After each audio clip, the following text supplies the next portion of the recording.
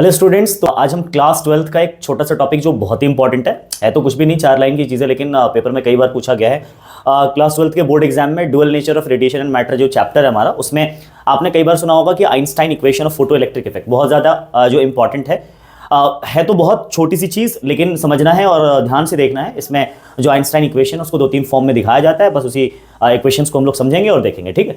अच्छा, आप सबको पता है, जैसे मैं आपको थोड़ा सा बता दूं कि फोटो इलेक्ट्रिक इफेक्ट के बारे में आप जानते होंगे कि जब किसी भी मेटल बॉडी पर रेडिएशन या फिर जो लाइट है फोटोन के फॉर्म में, जो फोटोन अगर फॉल करती है किसी मेटल बॉडी पर, तो क्या होता है कि एक मिनिमम एनर्जी की रिक्वायरमेंट होती है, एक मिनिमम फ्रीक्वेंसी पर जो अगर वो एनर्जी मिल जाती है मेटल को, तो क्या होता है, इलेक्ट्रॉन एमिट हो जाता है और फिर इलेक्ट्रॉन एमिट होकर के जो क्या नाम है मेटल से वो निकल जाता है, ठीक है। तो वो मिनिमम एनर्जी को क्या बोलते हैं, वर्क फंक्शन बोलते थे, ठीक है। और वो मिनिमम फ्रीक्वेंसी क्या होती थी, थ्रेशोल्ड फ्रीक्वेंसी होती थी। जब किसी मेटल पर, आप ध्यान से देखना इस चीज को, जब किसी मेटल पर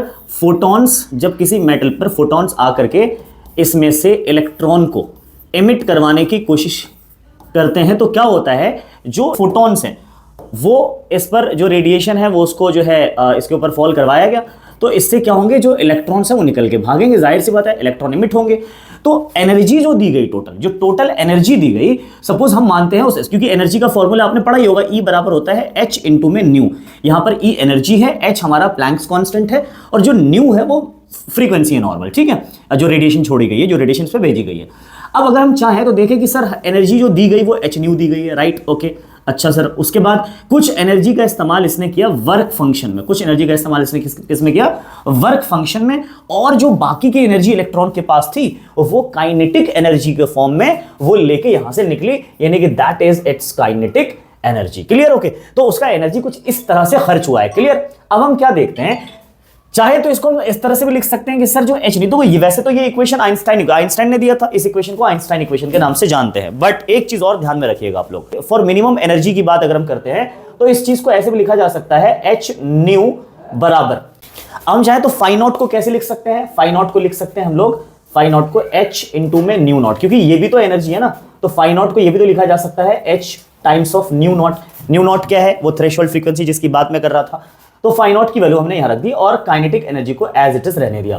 तो एक तो ये वाला फॉर्म है इस आइंस्टाइन इक्वेशन को एक्सप्रेस करने का। अब एक बात बताओ, आप लोग ये भी तो जानते हो कि जो न्यू है, जो फ्रीक्वेंसी होती है, वो किसके बराबर होता है, C डिवाइडेड बाई लेमडा के। आप जानते हो, ये आपने क्लास 9 में पढ़ा होगा, V बराबर न्यू लेमडा।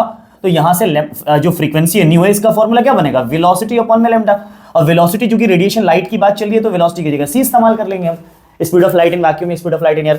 अब हम चाहे तो न्यू की जगह ये वैल्यूज पुट कर सकते हैं, तो H का H रहेगा, न्यू की जगह आ जाएगा C बाई लेमडा बराबर H का H रहेगा, और न्यू नॉट की जगह C by lambda naught plus, और काइनेटिक एनर्जी का एक फॉर्मूला आपने पढ़ा होगा, काइनेटिक एनर्जी की जगह हम रख सकते हैं E इंटू में V नॉट। अब सर ये V नॉट क्या है, देखो इस इक्वेशन में, ये बहुत इंपॉर्टेंट इक्वेशन है, कई बार इससे रिलेटेड न्यूमेरिकल भी पूछे जा सकते हैं। तो ये इक्वेशन में ये है क्या सर, तो C आपको पता है, H प्लैंक्स कांस्टेंट, लेमडा आपको पता है, जो गिवन जो रेडिएशन है, जो लाइट है, उसकी जो वेवलेंथ है वो लेमडा।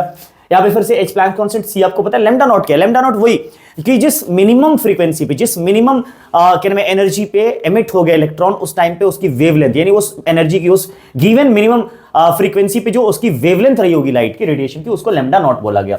अब इसमें E क्या है और V, तो ये EV नॉट हमने किसके बदले में रखा, आप देखो यहाँ पर ये क्या है, काइनेटिक एनर्जी। तो काइनेटिक एनर्जी को हम लिख सकते हैं EV naught, where V naught is stopping potential. जो आपने पढ़ा होगा कि जब एनोड पोटेंशियल पे नेगेटिव चार्ज जब क्रिएट कर दिया जाता है, तो वो पोटेंशियल, वो मिनिमम पोटेंशियल, जब वो जो इलेक्ट्रॉन का इमिशन है वो जब रुक जाता है, उस टाइम पे जो पोटेंशियल की वैल्यू है, दैट इज कॉल्ड क्या नाम है, स्टॉपिंग पोटेंशियल।